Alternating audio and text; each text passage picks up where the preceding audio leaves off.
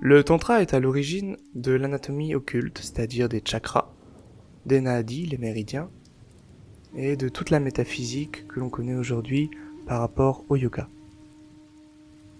Le tantra connaît donc deux voies. La première est dite celle de la main droite. C'est ce qu'on nomme aujourd'hui le yoga. Elle est faite de privation, d'ascétisme, et l'individu vient se frotter à ses propres limites, avec son bagage propre, son énergie qu'il tentera d'activer en fait. Et une fois que cette énergie sera activée, que l'individu se connaîtra un peu mieux, il pourra en fait aller osciller dans la tantra de la main gauche, qui est appelé Boga. P-H-O-G-A. Boga donc. Yoga et Boga. Le tantra de la main gauche, donc Boga, est fait de rituels. Le yogi peut en fait s'adonner à des pratiques sexuelles, prendre de la drogue, fumer, manger de la viande crue, du poisson. Il n'y a plus en fait de régime strict, plus rien à suivre. Seul compte la jouissance et le plaisir.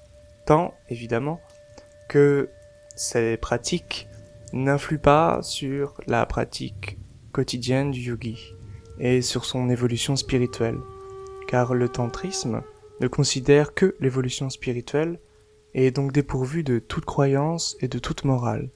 C'est donc une pratique apolitique et areligieuse, si je puis dire. C'est-à-dire qu'elle ne considère pas du tout la religion. Les différentes divinités que l'on retrouve dans l'hindouisme, on les retrouve également dans le tantrisme. Cependant, ce n'est pas des divinités au sens des êtres extérieurs, mais plutôt des archétypes énergétiques, exactement comme lorsqu'on va pratiquer les postures dans le yoga. Par exemple, si j'invoque l'énergie de Shiva, ça va être une énergie très puissante, très dansante, qui va détruire pour recréer quelque chose. Ça va être donc une énergie active. Dans le tantrisme lui-même, il existe 3 façons de pratiquer, donc dans le yoga. Il existe celle dite de l'individu. C'est en fait généralement la nôtre. Dans la voie de l'individu, le pratiquant s'exerce aux asanas, aux postures, aux techniques respiratoires, à la montée de l'énergie, aux mantras. Il va faire des bandhas, des contractions, des drishtis, des fixations oculaires, et des mudras, des gestes de la main et des gestes du corps. Une fois que ces énergies sont activées, qui est en fait un des buts du tantrisme, du tantra, il y a ce qu'on appelle la voie dite de l'énergie. C'est lorsque, en fait, dans la première voie, on vient activer l'énergie grâce aux postures, grâce au travail. Dans le deuxième, c'est l'énergie qui nous prend. Et là, c'est un jeu exceptionnel. Nous jouons avec l'énergie joue avec nous. Dans la troisième voie, enfin, c'est celle dite du mystique, c'est la voie de Shiva.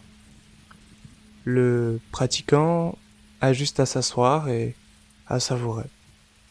C'est là en fait le but réel du tantrisme, lorsque Shiva, la conscience, est unie à Shakti, l'énergie de vie. Nous allons revenir plus tard sur ces deux aspects si importants et si chers au tantrisme.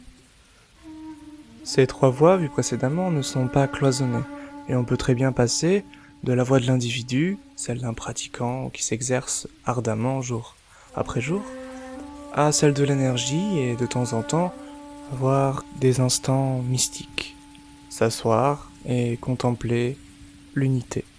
Cette approche va être vue durant la méditation et c'est la voie dite de Shiva, le Raja d'Iraja yoga, le yoga du roi des rois.